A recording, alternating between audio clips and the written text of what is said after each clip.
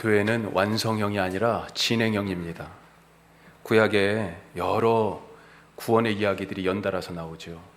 하나님이 구원하셨는데 그 구원을 저버리고 말씀을 떠나서 범죄하고, 또 하나님의 종들을 보내셔서 경고하시고 돌아오라고 권면하는데도 그렇게 안 돌아오다가 결국은 심판과 때로는 징계를 통하여서 또 돌아오기도 하고, 그렇게 고난을 겪고 돌아오면서 하나님이 그렇게 건져 주셨는데 또다시 범죄하고, 또다시 하나님이 당신의 종들을 보내고 또다시 하나님이 구원하시고, 사실 이스라엘 역사가 이런 이야기들, 이 구원의 이야기들이 연달아서 반복되는 그런 과정이라고도 볼 수 있겠습니다. 그런데 이 구원 이야기의 뿌리를 캐 들어가 보면 무엇이 있습니까? 출애굽 사건이 있어요. 출애굽 사건. 이집트에서 종살이하던 자들이 하나님이 보내신 모세의 인도를 받아서 홍해라는 물을 건너서 광야에 도착했습니다. 구원받은 거예요. 구원. 하지만 아직 아브라함에게 전에 약속하셨던 그 약속의 땅에는 도착한 것이 아닙니다. 지금은 광야에 있어요. 구원은 받았지만 아직 도착하지 않았어요. 진행형입니다. 홍해의 물을 건너서 구원받은 백성이 광야에 있었던 것처럼 우리 교회도 마찬가지로 아직 광야에 있습니다. 우리가 성령으로 구원받고 그 세례의 표시로 물로 인치심을 받았죠. 자, 그렇게 교회가 되었지만 아직은 요단강을 건너서 약속의 땅에 들어가지 못한 광야에 있는 이스라엘과 같다 하는 것입니다. 이미 출발은 했지만 아직 도착하지 않은, 이미 하나님의 백성이 됐지만 완성을 향해서 지금도 끊임없이 나아가는 그런 존재가 바로 우리 교회입니다. 따라서 우리가 3주년을 맞아가지고 지난 날을 되돌아보면서 우리가 이미 다 된 것 같이 그렇게 착각해서는 안 됩니다. 사실 3년 교회가 되어가지고 큰 교회에서 전략적으로 교인들을 막 한 몇백 명씩 이렇게 띄워주어가지고 처음부터 교회 시작할 때 몇백 명으로 막 시작하는 교회들이 있어요. 그런데 요즘은 그런 교회들 말고는요, 개척해서 교회가 자리 잡고 그렇게 성장하기가 거의 불가능한 상황이 돼버렸어요. 영적 환경이 그렇잖아요. 안 믿는 사람들이 교회에 옵니까? 어떤 영적 갈망이나 필요가 있어요? 예전에는 그런 일들이 있었어요. 사회적으로도 많은 것이 부족하고 그렇기 때문에 교회를 개척하고 그 교회가 성장하는 그런 과정들이 있지만, 지금은 교회가 개척해서요, 대부분이 다 다시 문을 닫습니다. 우리 교회가 여기까지 지난 3년의 기간을 통하여 왔다 하는 것 때문에 어느 정도 다 됐다 혹시 이렇게 생각하고 있다면, 재정적으로도 자립하고 교인들도 어느 정도 되고 부서마다 다 나름대로 갖추어졌고 그래서 이 정도쯤 된 거야 라고 생각한다면 오산이라는 것입니다. 제가 지난 봄에 총회 교회 개척 훈련에 참석하게 됐는데, 우리 교단은 법을 그렇게 만들어 놨어요. 그래서 교회 개척을 하려면 총회에서 주관하는 훈련을 받아야 돼요. 그래야 노회 가입이 됩니다. 노회가 가입이 돼야, 교회는 총회에 물론 다 속해 있지만 직접 주관하는 것은 노회예요. 노회에 가입이 되어야 이 교단에 소속이 되게 되는 것인데, 이 훈련을 안 받으면 사실은 노회 가입이 안 돼요. 법이 그렇게 되어 있습니다. 먼저 사실은 교회에서 한정적으로 훈련을 받는 걸 조건으로 우선은 가입을 받았고요. 그리고 이후에 제가 지금 훈련을 참석한 거죠. 총회 국내 선교부 우리 담당하시는 목사님이 자꾸 전화를 하시더라고요. 만나서도 그렇고, 그 훈련과 맞물려서 선교적 교회라고 하는 어떤 프로젝트에 응모하라고 하는 거죠. 그런 프로젝트가 있는데 우리 교회가 개척해서 여기까지 온 것이 좋은 모범이 될 수도 있다, 그렇게 판단해서 자꾸 권하시더라고요. 한편으로는 마음에 뿌듯한 마음도 들면서도 엄청 부담스럽더라고요.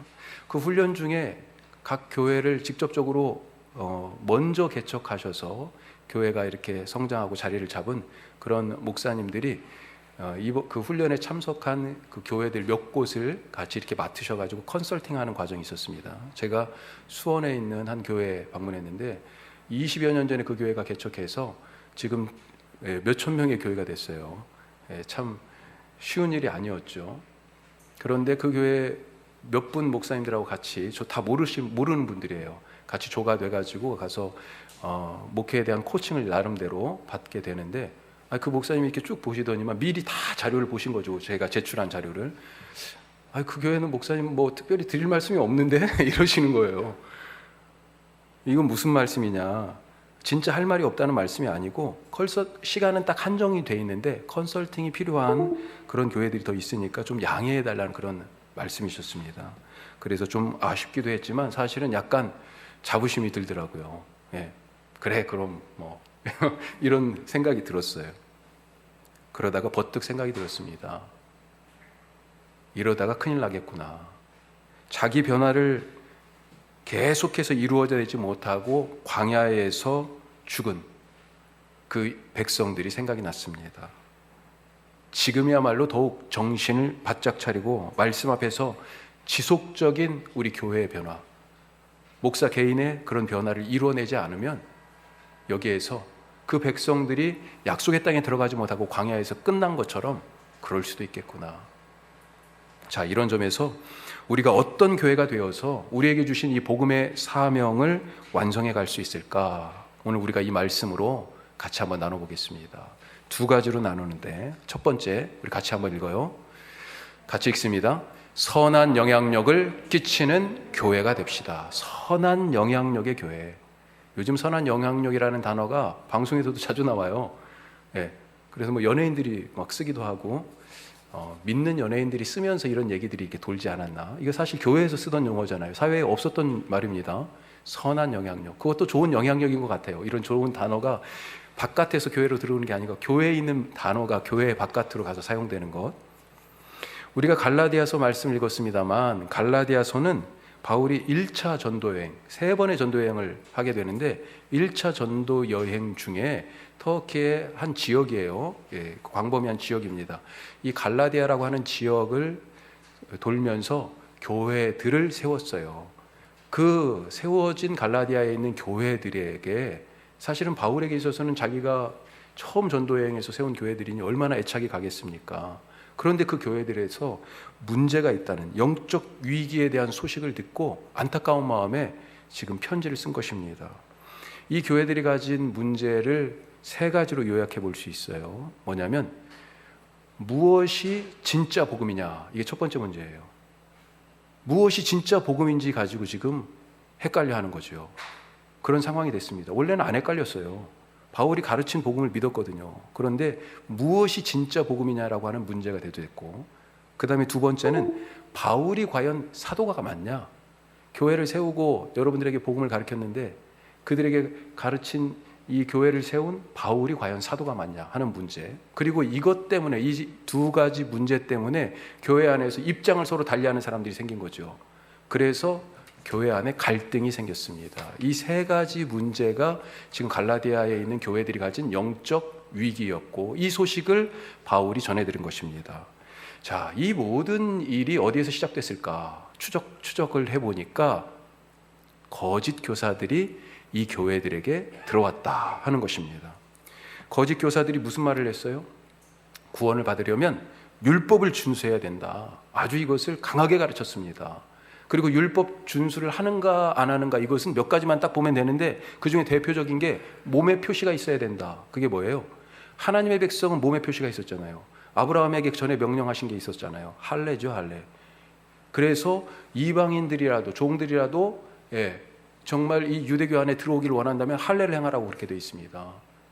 창세기에서 그런 장면이 있잖아요. 야곱의 딸이 사실은 몹쓸 짓을 당했어요. 그랬더니 세겜이라는 이 이방 족속, 그 사람들한테 당신들 전부 다 할례를 받으면 우리가 결혼하고 같이 함께 살지, 교류하면서, 이런 조건을 제시하는 장면이 창세기에 나옵니다. 그런데 그 정말로 유대인으로 편입된다는 거죠. 그런데 그래가지고 그 사람들이 그런 마음이 있어서 그렇게 행했단 말이죠. 그 틈을 노려가지고 가서 몰살시켰잖아요.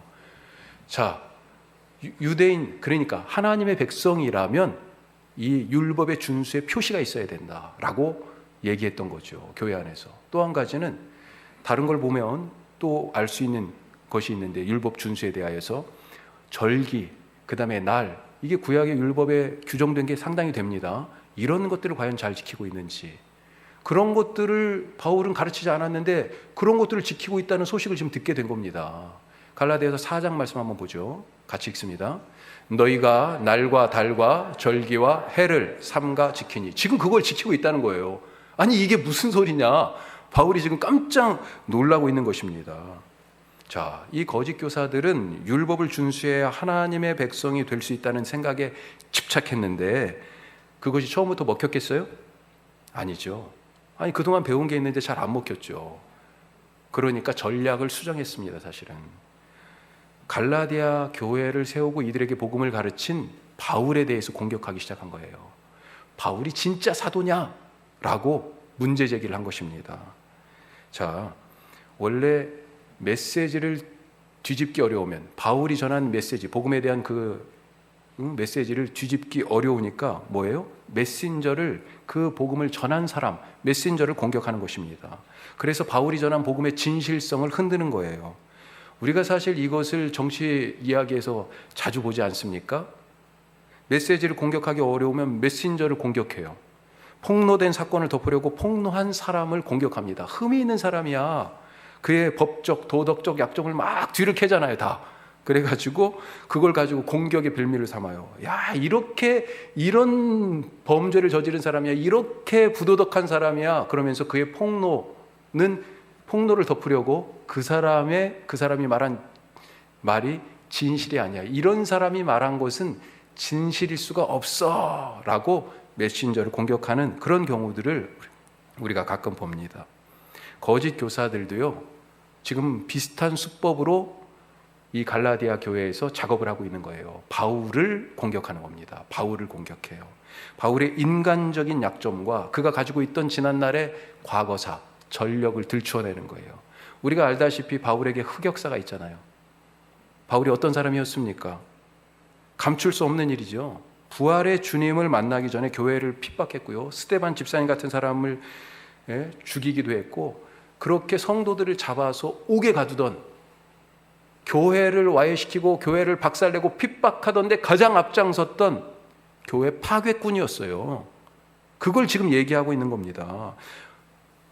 바울은 교회를 세우는 사람이 아니야. 갈라디아 교인들에게 지금 그렇게 얘기하는 거예요. 바울은 교회를 세우는 사람이 아니야.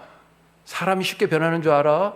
안 변하지. 교회를 와해시키고 교회를 무너뜨리기 위하여서 온 사람이야. 그렇게 얘기했을 거예요. 또 한 가지, 바울에게 있어서 약점이 또 한 가지 있었는데, 과거사의 그 흑역사 말고 그 개인적인 약점이 있었습니다. 몸이 약했어요. 몸에 육체의 가시가 있었다. 그렇게 고린도 교회에 보낸 편지에 자기 스스로 육체의 연약함에 대하여 고백합니다. 오늘 말씀에도 그런 부분이 나와요. 이 갈라디아 교인들도요, 이미 이것을 다 알고 있었어요. 왜요? 일정한 기간 동안 같이 보고 먹고 살면서 그렇게 교회가 세워졌잖아요. 같이 있었거든요. 갈라디아서 4장 말씀 한번 다시 보겠습니다. 같이 읽어요. 4장 14절.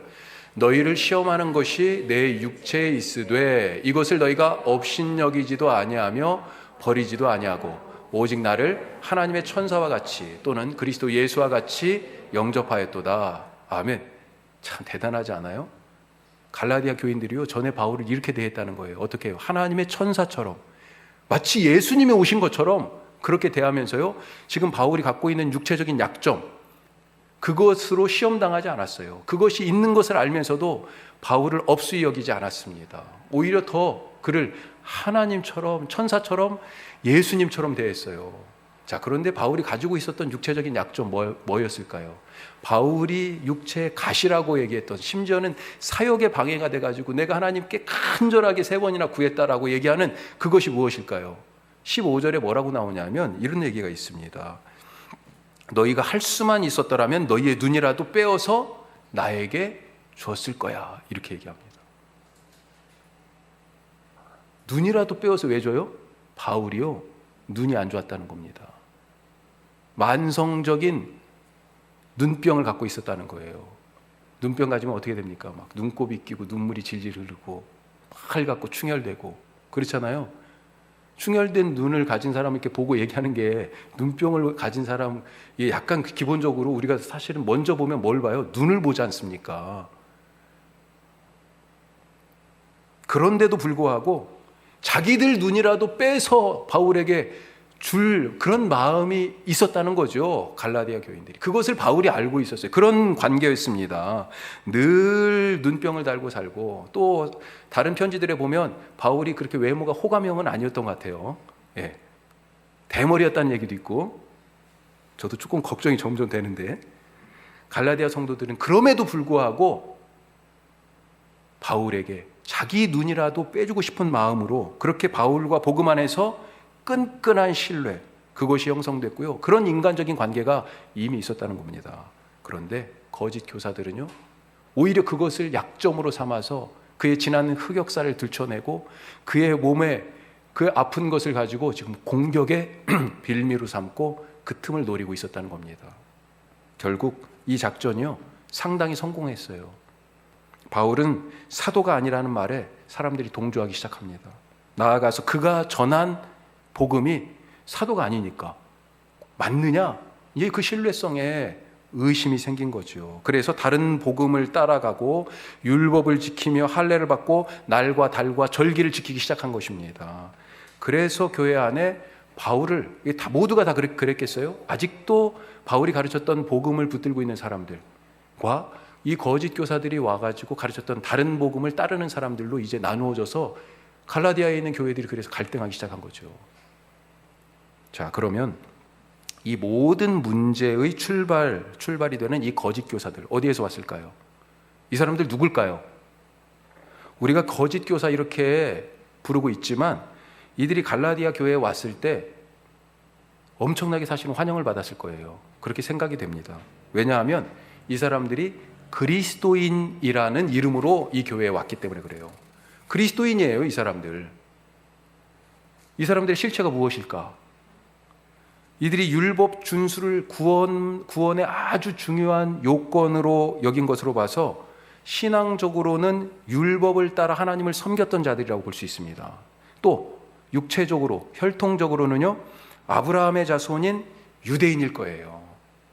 그런데 예수를 믿고 교회에 속해 있는 그런 사람들이다. 즉 유대인 그리스도인. 이때 당시에 유대인 그리스도인이 어디에 있었습니까? 예루살렘 교회에 있었다는 거예요. 예루살렘 교회. 예루살렘 교회에서 이런 사람들이 그리스도인이다라고 왔다고 하니까 이방 땅에 세워진 교회들이요, 얼마나 반가운가요. 그때 당시에 그리스도인은요, 소수 아니었습니까? 그런데 예루살렘에서부터 그 머나먼 길을 여기까지 왔다고 하니까요, 이 갈라디아에 있는 교회들이 참 반가웠다는 거예요. 환영했습니다. 그들의 말을 귀담아 들었습니다. 그런데 그것 때문에 문제가 생긴 거예요. 자, 그러면 한 걸음 더 들어가서 이 거짓 교사들의 뿌리가 된 예루살렘 교회는 어떤 교회입니까? 예루살렘 교회, 성경에 나오는 첫 번째 교회예요. 첫 번째 교회. 첫 번째 교회. 예수님에게 직접 배운 제자들이 이 교회의 주축을 이루고 있습니다. 누가 이 예루살렘 교회의 대표예요?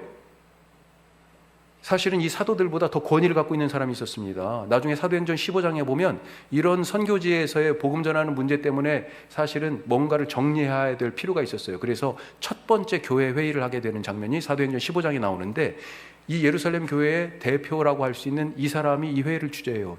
누군지 아세요? 예수님의 동생 야고보예요.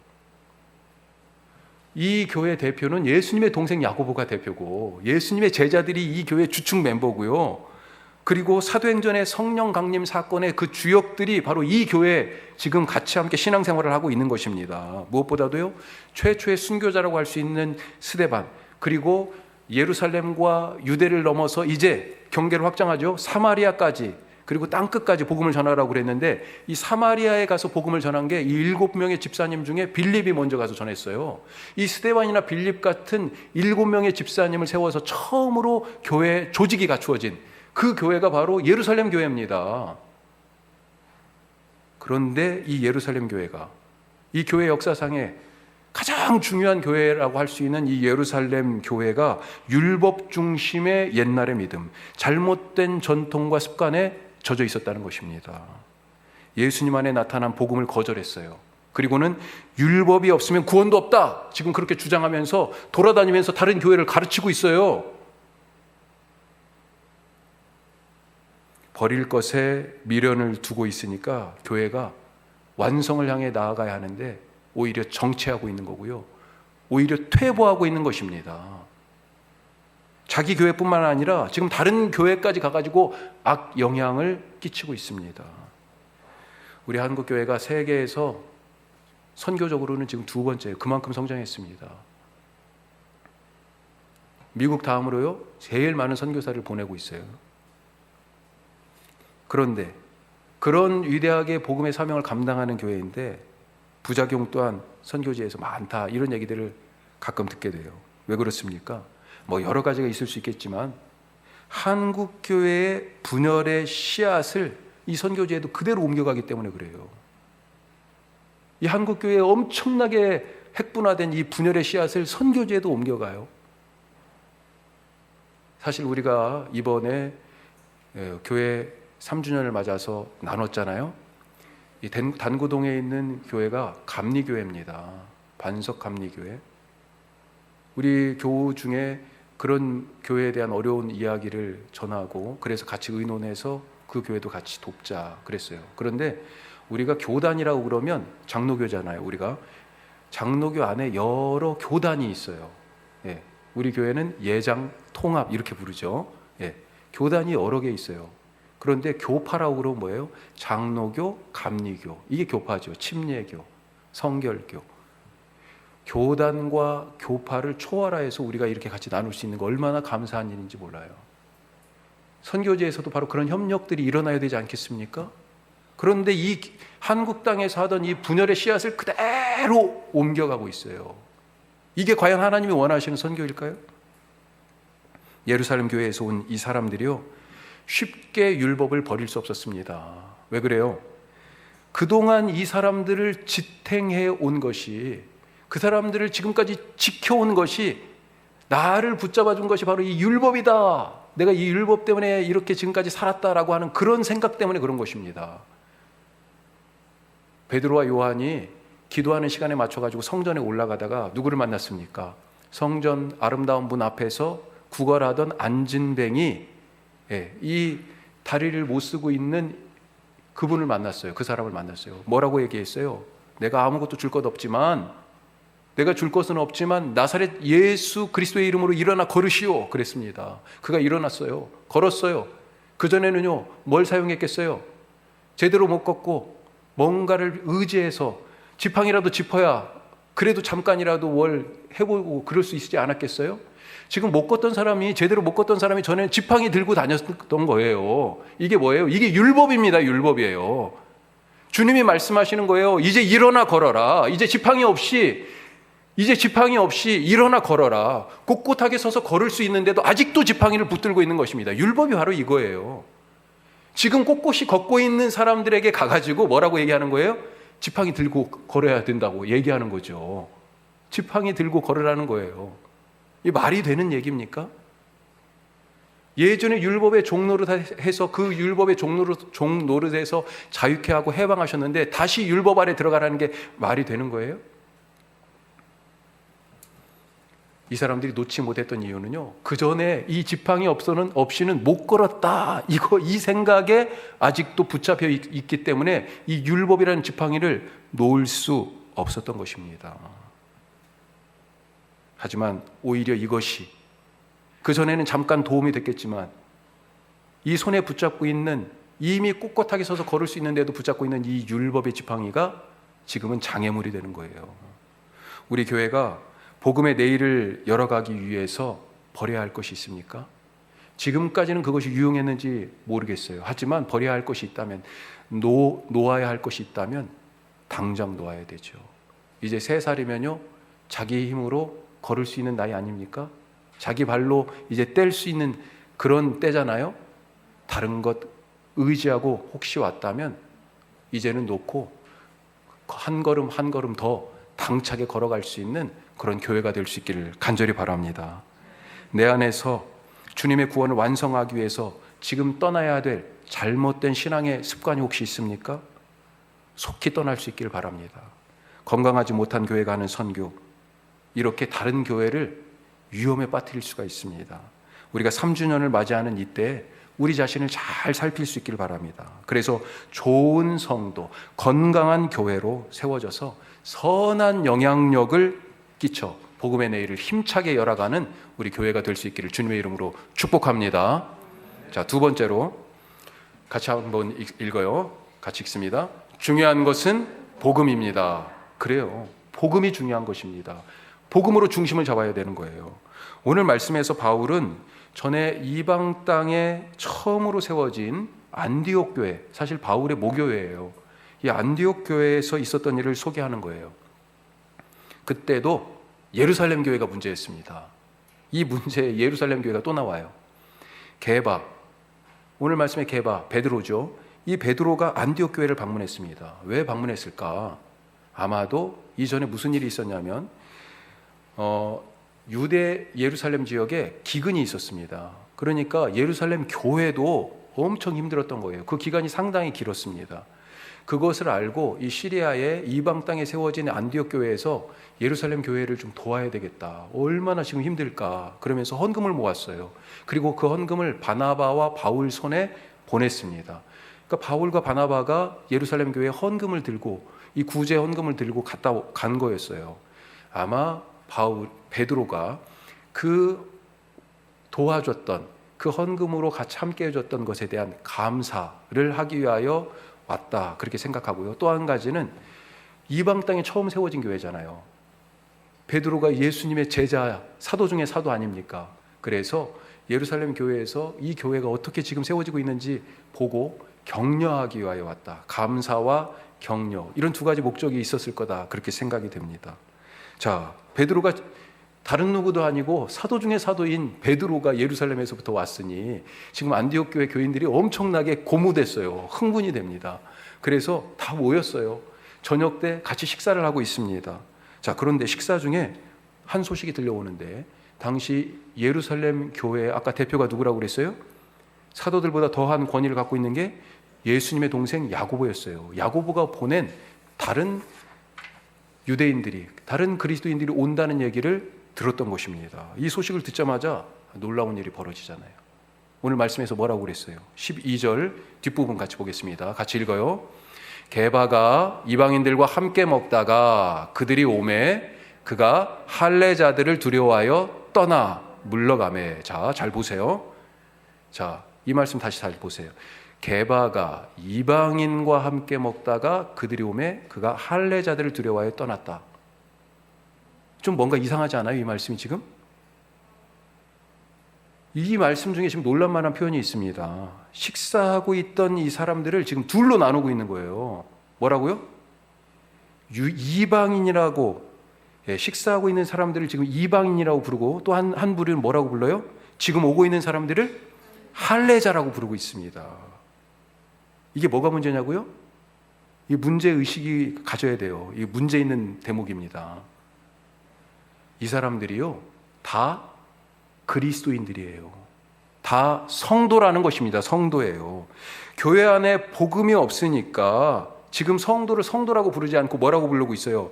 이방 땅에 세워진 안디옥 교회 교인들은 이방인 이렇게 부르고 있고요. 그리고 예루살렘에서 오고 있는 이 그리스도인들은 할례자 이렇게 부르는 것입니다. 이것이 과연 참된 교회의 모습입니까? 교회 안에 복음이 없으니까 성도를 성도라고 부르지 않고 아직도 율법을 따라서, 기준이 다른 거잖아요.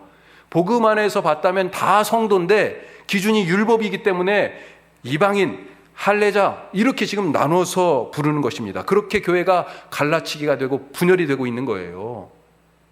니네 교회, 내 교회 지금 이렇게 나누고 있는 것이에요. 우리가 사실 교회에서 이런 모습들이 극단적으로 나타나는 게 뭐예요? 직분 아니에요, 직분? 사실 성도보다 더 귀한 이름이 어디 있어요? 알아차셨는지 모르겠는데 우리 교회는 언젠가부터 직분이 주보에 표시되어 있지 않습니다. 보세요, 주보 앞면에. 제가 담임 목사라고 써놓은 것은 수요예배 설교란 하고 쭉도 딱 거기밖에 없어요. 직분이 없어요, 직분이. 직분이 중요하죠. 교회 일을 위하여서 직분이 필요했습니다. 그런데 지금은 한국교회 형편이 어때요? 직분이 계급이 됐어요. 교회 안에서 그리스도인으로 불리기보다도, 성도로 불리기보다도요, 기준이 다른 것이 돼버렸어요. 명예가 됐고요. 그래서 누구는 장로 됐는데 나는 권사가 못 되고, 누구는 장로도 됐는데 나는 장로가 안 되고, 이런 얘기들을 하면서 교회에서 이게 시험 받을 일입니까? 베드로는 이방인들과 같이 접촉하고 식사해서 율법을 어겼다는 그 꼬투리를 잡히지 않기 위해서 자리를 떴습니다. 잘한 일입니까? 잘한 일이에요. 예수님이 보여주셨잖아요. 그걸 베드로가 한두 번 본 게 아닙니다. 세리 마태의 집에 예수님이 들어가서 죄인들과 세리들과 식사를 하셨고요. 세리 삭개오의 집에 들어가서는요, 내가 오늘 니네 집에서 잘 거야. 거기서 자고 오셨어요. 먹고 자고 죄인들과 같이 어울렸습니다. 바리새인들이 이것을 보고요, 율법을 어겼다, 스승의 자격이 없다, 메시아는 더더욱 안 된다, 세리와 죄인의 친구다, 세리와 죄인들과 같은 무리네, 그러면서 예수님을요 공격한 거죠. 저 사람은 죄인이나 다름없어, 세리 같은 놈이야. 그래서 예수님이 전하는 그 복음, 이것도 가짜라고 사실은 거부했던 것입니다. 그래도 예수님이요 눈 하나 깜짝하지 않았습니다. 베드로에게 있어서는요, 이 안디옥에서 이 사건이 있기 전에 더군다나 이런 비슷한 일이 있었어요. 로마 군대, 이방인 로마 군대의 지휘관인 백부장 고넬료의 집에 하나님이 보내신 거잖아요. 그 집에 가서 복음을 전하고 그 집에 가서 밥도 먹고 하루 이틀도 아니고 며칠을 머물러 있었습니다. 그때 자기도요 엄청 가슴이 졸였는지 이렇게 얘기합니다. 사도행전 10장 말씀 같이 한번 봐요. 읽습니다. 이르되 유대인으로서 이방인과 교제하며 가까이 하는 것이 위법인 줄은 너희도 알거니와. 자, 그렇게 지금 인식하고 있죠? 당신도 알죠? 나도 지금 조마조마해요. 그런 얘기예요. 같이 읽어요. 하나님께서 내게 지시하사 아무도 속되다 하거나 깨끗하지 않다 하지 말라 하시기로. 거부했습니다. 하나님 환상을 보여주셨는데 거부했어요. 그래서 거듭 3번이나 환상을 보여주시면서 그래서 나중에 깨달은 거죠. 이 하나님이 나한테 말씀하시는구나. 그때 고넬료가 보낸 사람이 와서 문을 두드리면서 이 집에 가라는 하나님의 말씀인 줄 깨닫게 된 겁니다. 어땠어요? 이때는 뭐라고 얘기한 겁니까? 사람의 전통이 먼저가 아니라 하나님의 계시가 먼저다. 내가 계시를 따라서 지금 온 거잖아요, 베드로가요. 율법이 먼저가 아니라 복음이 먼저다. 그렇게 분명히 지금 말하고 있는 것입니다. 자, 그런데 이 안디옥 교회에서 얼마 지나지 않아서 똑같은 실수를 되풀이하고 있는 것 아니겠습니까? 확실히 베드로는요 완성형이 아니고요 갈팡질팡형이고 진행형인 사람이에요. 중요한 것은 무엇입니까? 복음 아니겠습니까? 왜 이렇게 갈팡질팡이고 가다가 뒤로 빠꾸한 것입니까? 베드로가 흔들린 이유는 복음 위에 굳게 서지 못했기 때문입니다. 그래서 이미 알고도, 그리고 전에 그렇게 행했는데도 불구하고 똑같은 실수를 반복하고 있는 것입니다. 자, 베드로가 이렇게 하니까 어떻게 됐어요? 남은 유대인 그리스도인들도요 베드로를 따라서 덩달아 일어났어요. 여기 있으면 안 되겠구나. 심지어 안디옥 교회의 리더 중에 리더인, 어떻게 보면 대표라고도 볼 수 있는 바나바, 이 바나바도요 이 베드로하고 다른 유대인 그리스도인들이 다 이렇게 일어나니까요 자기도 여기 있으면 안 되겠다 싶어서 같이 그 외식함에 유혹되었다, 이렇게 되어 있습니다. 복음을 잃어버리니까 이렇게 된 거예요. 베드로가 누굽니까? 예수님이 가장 신뢰하시던 제자 아닙니까? 베드로가 신앙을 고백했을 때 예수님이 처음으로 교회라는 단어를 꺼냈어요. 내가 너 위에다가, 신앙을 고백한 베드로 너 위에다가 교회를 세우리니 음부의 권세가 이기지 못하리라. 그런데 지금 베드로가요 교회를 어떻게 하고 있어요? 거꾸로 흔들고 있습니다. 바나바는 아까 누구라고요? 바울을 발굴한 사람이에요. 그를 데려다가 안디옥 교회에서 같이 일하자고 바울을 데려온 사람입니다. 이 안디옥 교회를 목회하는 목회자라고 볼 수 있어요. 그런데 지금 자기 교인들 놔두고 일어나 버린 거예요. 이런 일이 가능한 일이에요? 안디옥 교회가 이 사건을 겪고 나서 어떻게 됐을까요? 베드로는 헌금을 보내준 것에 감사하고 이방 땅에 처음으로 세워진 교회를 격려하기 위해서 갔었는데 교회를 세우기는커녕 막 흔들고 왔습니다. 흔들고 왔어요. 이 사람들이 저런 사람이라면 내가 이것이 정말로 이렇게 신앙생활, 이 교회에 속해 있는 거 맞는 거야? 이런 회의가 들지 않았겠어요? 교회가 흔들리는 것은 복음 위에 서 있지 않기 때문입니다. 우리 교회가 할 일이 참 많아요. 복음에 굳게 서서 할 일이 참 많습니다. 그런 기대를 가지고 하나님이 세우셨어요. 오늘 주보에 보면요, 우리보다 먼저 창립 감사헌금을 드린 분들이 계세요. 우리 교회 바깥의 분들입니다. 그 중에 한 가정은요, 미국에 있어요. 저도 깜짝 놀랐어요. 그것도 이 두 가정이요, 똑같이 헌금을 언제 보냈냐면 9월 9일 날 보냈습니다. 우리 교회가 시작한 날을 기억하고 그 날짜에 맞춰서 보낸 거예요. 헌금을 그렇게 드렸어요. 이 헌금을 받으면서 두렵습니다. 두려워요. 우리가 그 사이에 3년 사이에 한 분씩 이렇게 오셔서 이렇게 많은 식구들이 됐어요. 그런데 하나님이 한 분씩 보내주실 때마다 두려운 생각이 들어요. 우리가 정말 이 교회가 하나님의 뜻을 온전히 잘 이루어 가야 할 텐데, 복음의 사명에 더욱더 투철해야 될 텐데, 사람이 교회되는 그 일을 자꾸 만들어 가야 할 텐데, 너무 부담이 사실은 목사로서 되는 거죠. 하나님께서 우리에게 갖고 계신 기대를 따라서 사람이 교회되는 놀라운 일이 일어나기 위해 복음의 말씀 위에 굳건히 설 수 있기를 바랍니다. 우리 교회는 이미 주어진, 우리에게 주신 복음과 하나님 나라의 그 완성을 향해 나아가는 진행 중인 교회예요. 도착한 것이 아닙니다. 달려갈 길이 남아 있어요. 서로 열심을 다해서 서로가 서로를 격려하면서 무엇보다도 복음에 굳건히 서서 복음의 선한 영향력을 온 세상 열방 가운데 끼치는 그런 주님이 기뻐하시는 교회 될 수 있기를 간절히 바랍니다. 기도하겠습니다.